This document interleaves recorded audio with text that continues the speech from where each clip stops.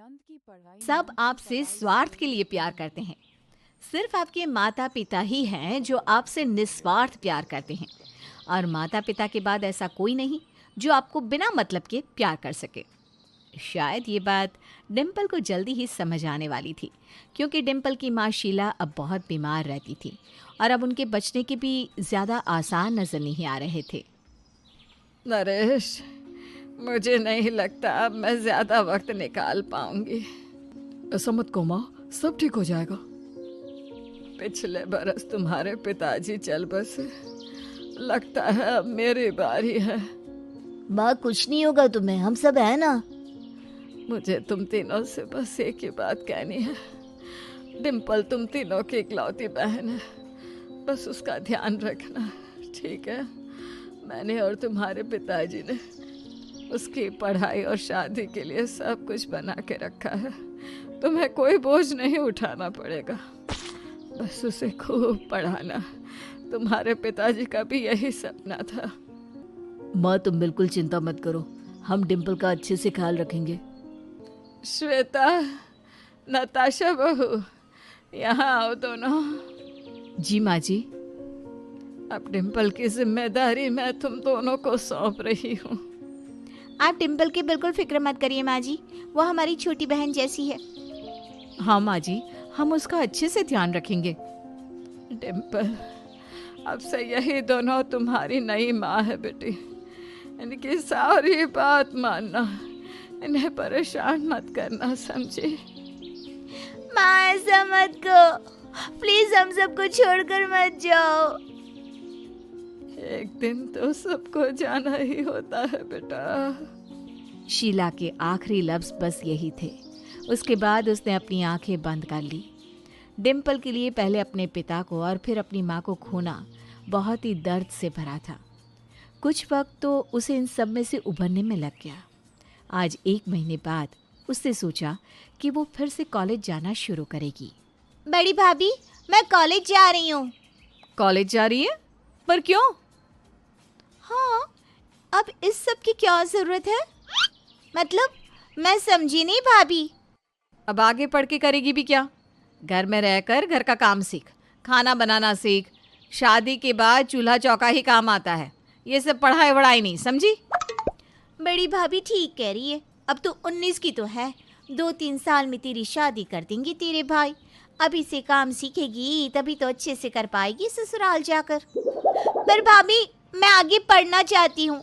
मेरा सपना है मैं बहुत पढूं और एक अच्छी नौकरी भी करूँ ताकि लोग हम पर हंसे कि माँ बाप की जाती ही भाभीयों ने ननद से नौकरी करवा ली, उसका खर्चा नहीं उठा पा रहे। और नहीं तो क्या, हम अपनी नाक थोड़ी ना कटवाएंगे। और माँ जी ने कहा था ना कि अब हम तेरी माँ हैं, इसलिए हम दोनों ने फैसला लिया है कि तेरी पढ़ाई आज से बंद, समझी? चल, आज से लग जा रसोई में, धीरे धीरे हम तुझे सब सिखा देंगी। रवि भैया, आप कुछ कहिए ना, प्लीज मुझे पढ़ना है आगे। हाँ, अब दोनों ऐसा क्यों कर रहे हैं? उसे पढ़ना है तो आगे पढ़ने दीजिए ना, क्यों पढ़ाई छुड़वा रही हैं? रवि, तुम तो चुप ही रहो। तुमने क्या किया? पढ़ने के बहाने उस मीरा से इश्क लड़ा लिया। अब कुछ महीनों में शादी करने वाला है उससे, और ये हमें बोल रहा है हम डिम्पल को पढ़ने भेजें। खुद तो ये सब किया पढ़ने के नाम पे, अब डिम्पल को भी यही करने दे क्या? हमारा नाम खराब नहीं हो जाएगा? मैं ऐसा कुछ नहीं करूंगी भाभी, सच में। मेरी पढ़ाई मत रुकवाइए ना। ऐसा मत कीजिए अब दोनों। हमने एक बार कह दिया ना, मतलब कह दिया। रवि, तुम जाओ, अपने ऑफिस जाओ, और डिम्पल चलो रसोई में खाना बनाओ, चलो। नताशा और श्वेता ने रवि और डिम्पल की एक नहीं सुनी और डिम्पल की पढ़ाई पर रोक लगवा ली। और इतना ही नहीं, अब तो सारे घर का काम भी वो उसी से करवाती थी। उन्हें तो जैसे बिना पैसे दिए एक नौकरानी मिल गई थी। डिम्पल को मजबूरन ये सब करना पड़ रहा था। पर उसने सोचा कि अगर वो इस बारे में अपने बड़े भाइयों से बात करेगी तो शायद वो उसकी बात सुने। भैया, मुझे आप दोनों से एक ज़रूरी बात करनी है। हाँ हाँ बोल ना डिम्पल, क्या हुआ? कुछ चाहिए था तुझे? हाँ बोल, क्या चाहिए तुझे? मुझे मेरी आज़ादी चाहिए भैया। बड़ी भाभी और मजली भाभी ने मेरी पढ़ाई बंद करवा दी है। मुझे फिर से कॉलेज जाना है, फिर से पढ़ना है भैया। क्यों? नताशा, ये क्या कह रही है डिम्पल? तुम दोनों ने इसकी पढ़ाई क्यों बंद करवा दी? हाँ, ऐसा क्यों किया तुम दोनों ने? अरे हमने तो जो भी किया इस घर की भलाई के लिए किया है जी। हम तो डिम्पल का भला ही चाहते हैं, इसीलिए तो ये सब कर रहे हैं। मैं कुछ समझा नहीं, क्या कहना चाहती हो तुम दोनों? अब रवि को ही देख लीजिए, कॉलेज में उसे मीरा से प्यार हो गया, अब 2-3 महीने में उससे शादी कर लेगा। आप खुद ही सोचिए, कहीं डिम्पल ने भी ऐसा वैसा कुछ कर लिया तो हमारे खानदान की तो नाक ही कट जाएगी ना। और नहीं तो क्या, इस उम्र में ये सब चीज़ों में ही मन लगता है। पढ़ाई तो बस एक बहाना है। कहीं डिम्पल का पैर फिसल गया ना तो सारे समाज में हमारी थुथु हो जाएगी। लोग तो यही कहेंगे कि बिना माँ की लड़की को भाई संभाल नहीं पाए। हाँ, और डिम्पल की जिम्मेदारी माँ जी ने हमें ही तो सौंपी थी, तो हमें तो उसके लिए यही सही लग रहा है। बात तो तुम दोनों सही कह रही हो, इस उम्र में तो ये सब होता है। हाँ, मुझे भी तुम दोनों की बात सही लग रही है। अरे अब दोनों ये क्या कह रहे हैं? अरे तू तो बीच में ही मत बोल। लड़की है डिम्पल, अगर कुछ हो गया तो परिवार का नाम खराब हो जाएगा।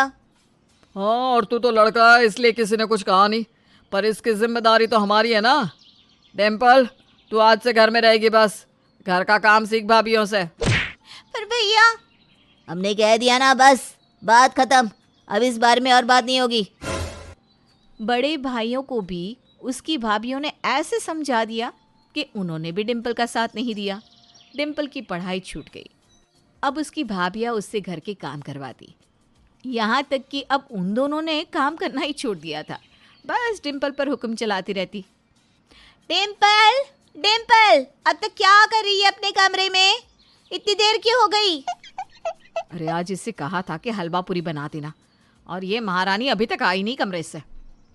बस आई भाभी। कहिए क्या हुआ? अरे क्या हुआ, क्या पूछ रही है? चल जल्दी से हलवा पूरी बना दे नाश्ते में। आज ना मेरी तबीयत कुछ ठीक नहीं लग रही। प्लीज आज भाभी आप दोनों ही बना लीजिए ना। तुझे शर्म नहीं आती अपनी भाभियों को हुक्म देते हुए? हाँ, हमसे कह रही है बनाने को। वैसे भी आजकल आप करती ही क्या है भाभी? सारा काम तो आप मुझसे करवा लेती हैं, खुद तो दोनों बैठी रहती हैं। आज एक दिन आप बना लेंगी तो क्या हो जाएगा? ये इसकी जबान तो देखो कैंची की तरह चलती है, हमसे जबान लड़ा रही है। अभी तो सिर्फ तेरे भाइयों से कह के कॉलेज जाना बंद करवाया है। ज्यादा बोला है ना तो घर से बाहर निकलवाना भी बंद हो जाएगा। फिर बैठी रहना अपने कमरे में सारा दिन।